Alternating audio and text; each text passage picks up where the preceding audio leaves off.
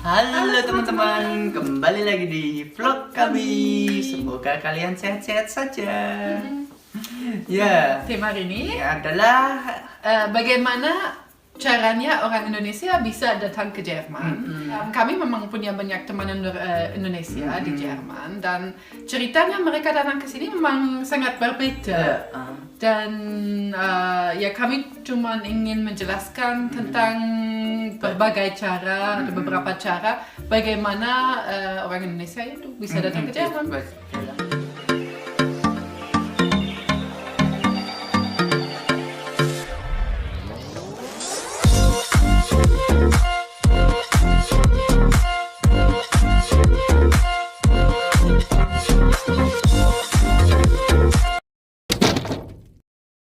Yang pertama itu bisa menjadi au au pair. pair.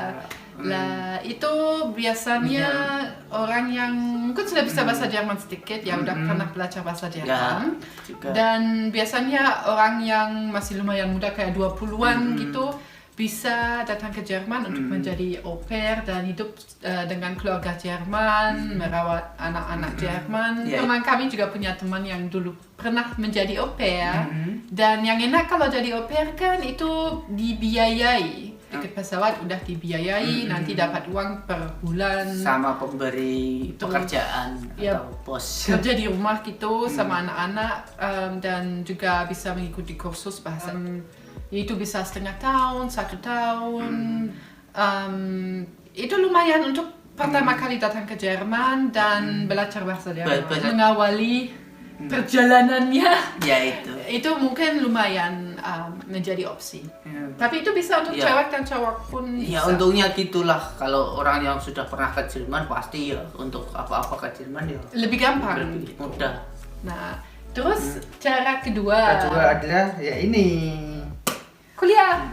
kuliah. Nah, kalau kuliah itu memang ada beberapa opsi. Ada seperti pertukaran atau keluar negeri kuliah di Jerman untuk 1 semester, 2 semester gitu.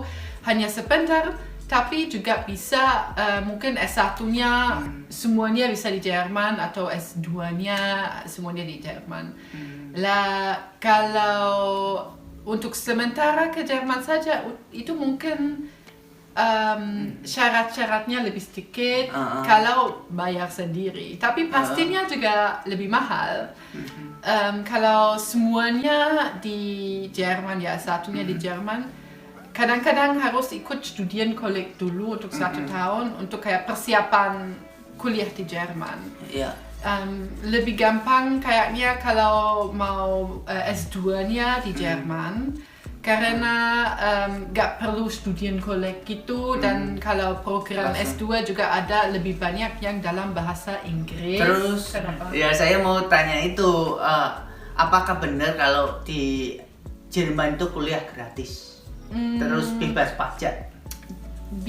Oke, di Jerman memang gratis, tetapi tetap ada biaya sedikit.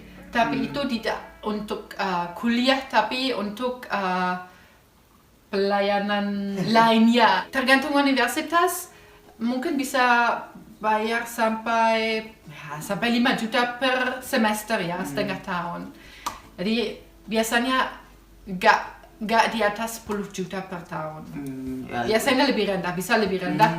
Tapi itu bukan untuk biaya untuk kuliah, tetapi untuk service lainnya atau juga dapat transportasi, tiket transportasi umum yang bisa digunakan. Dan itu rata-rata lebih murah daripada beli sendiri. Itu aku juga pernah banyak lihat itu orang-orang kuliahan yang untuk orang asing yang kuliah di Jerman, terus itu banyak orang yang cari pekerjaan sampingan. Ya, itu boleh juga, itu juga bagus dan saya rekomen untuk punya pekerjaan samping. Pertama, sampingan. Pertama kan bisa cari uang dan juga punya pengalaman kerja. Jadi ya kuliah itu bagus, dapat lulus universitas dengan biaya yang cukup murah dan dapat pengalaman tinggal di Jerman dan juga bisa mencari uang kalau punya kerja sampingan. Yang berikutnya adalah dengan cara menikah.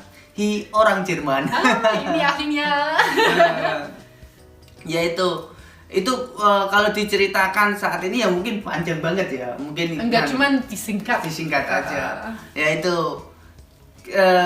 soalnya apa ya, visa saya itu visa keluarga atau visa nikah. Bagaimana saya bisa ke Jerman? Ya itu.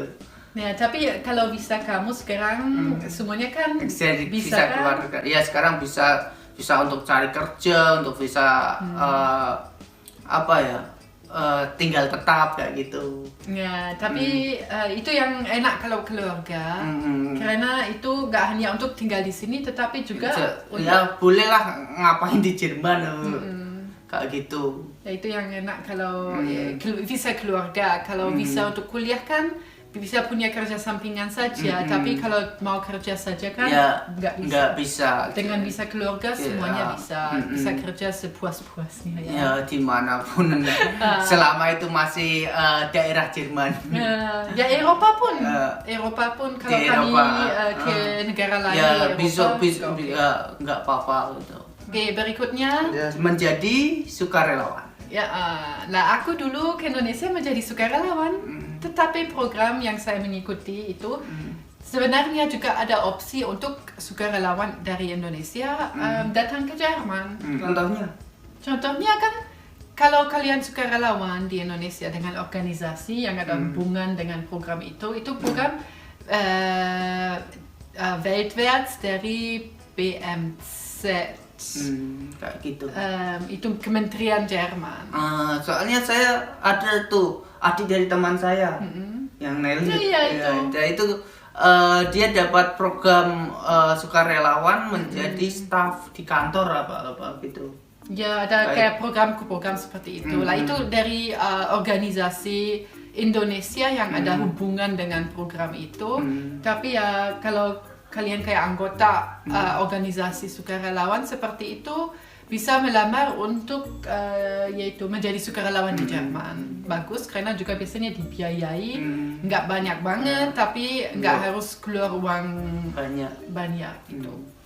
Oh gitu. Itu berapa lama? Ya itu yang susahnya biasanya cuma 1 tahun. Kemudian mungkin harus cari cara lain untuk tetap tinggal di Jerman. Tapi yang susah mungkin pertama kali ke sini ya. Kalau sudah pernah setahun di sini kan udah bisa bahasa Jerman. Nanti mencari pekerjaan atau mau kuliah di sini jauh lebih gampang karena kan sudah bisa bahasa sini. Karena sudah ada pengalaman dari Jerman. Ada pengalaman dan juga bisa bahasa Jerman. Ya itu. Terus berikutnya tukar pelajar itu ya sama kayak kuliah, cuman kan beda. Iya. Student college bilangnya. Bukan. Itu untuk murid kalau kalian punya anak dan rencananya mungkin mereka nanti mau kuliah di Jerman, bisa mengikuti program pertukaran pelajar sekolah Austauschschule ya. Itu. Jadi untuk setengah tahun, biasanya 1 tahun bisa ke Jerman tinggal dengan keluarga Jerman. Masalahnya tuh biasanya harus membiayai program itu sendiri kayak tiket pesawat. Untuk sekolah di Jerman nggak harus bayar, jadi itu lebih murah biasanya daripada kayak ke Australia, ke Inggris, ke mana. Tapi ya tetap aja cukup mahal. Tapi mungkin ada kesempatan untuk mencari beasiswa juga. Itu juga. Oke, berikutnya kerja di Jerman. Wah, cari pekerjaan di Jerman. Ya, itu kan sebenarnya harus melamar dulu kan dari Indonesia. Ya, kalau cari pekerjaan di Jerman itu bisa, tapi mungkin lumayan susah. Kalau dari Indonesia. Kalau memang sudah ada kontrak itu enak. Ya, yang enak, yang susahnya kalau memang belum ada hubungan dengan Jerman, kirim lamaran aja agak susah. Yang lebih mungkin menjamin. Ya ini syarat yang agak lumayan susah itu pekerjaan kebanyakan kan. Tapi juga ada cara. Aku punya teman dan dia merencanakan itu dari bertahun-tahun dia merencanakan untuk datang ke Jerman dan akhirnya berhasil. Lah caranya begitu ya. Dia melamar untuk bekerja di perusahaan Jerman di Indonesia, di Jakarta. Terus kerja di sana beberapa tahun, 2-3 tahun, dan waktu itu dia kayak mengatakan, oh ya kalau ada kesempatan untuk ke luar negeri, ya dia mau. Akhirnya dia dapat kesempatan untuk dapat posisi di Jerman dan mungkin ya itu 8 tahun dia merencanakan untuk datang ke Jerman. Tapi aku kenal sama dia waktu masih di Jakarta dan waktu itu dia sudah merencanakan untuk ke Jerman. Itu memang cara yang sangat lama tapi hasilnya juga luar biasa. Ya butuh itu stamina dan wah bagus sekali ya dan hebat dia bisa bertahan ya bertahun-tahun punya cita-cita untuk ke Jerman dan akhirnya berhasil. Itu bagus sekali. Yang terakhir adalah dengan bekerja di Kapal pesiar. Ya itu banyak sekali itu pekerja-pekerja dari Indonesia yang bekerja di kapal pesiar karena ya di Jerman itu butuh tenaga kerja yang sangat banyak sekali.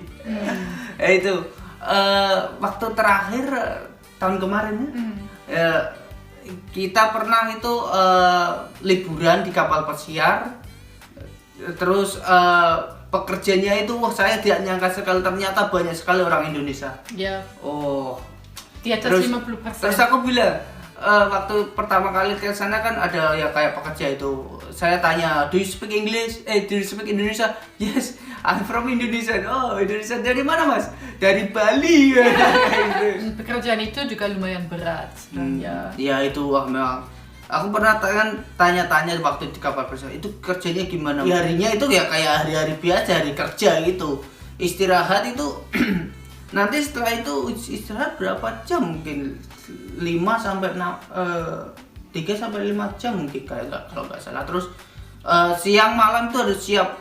Tapi kalau ada waktu luang itu bisa keluar dengan visa bisa kerja itu bisa keluar nanti bisa di daratan jalan-jalan gitu.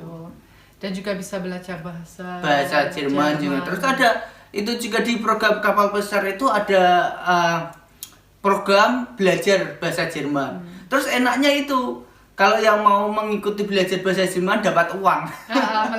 Malah dibayar. Enaknya gitu. Wah, kalau tahu gitu ya ikut aja ya.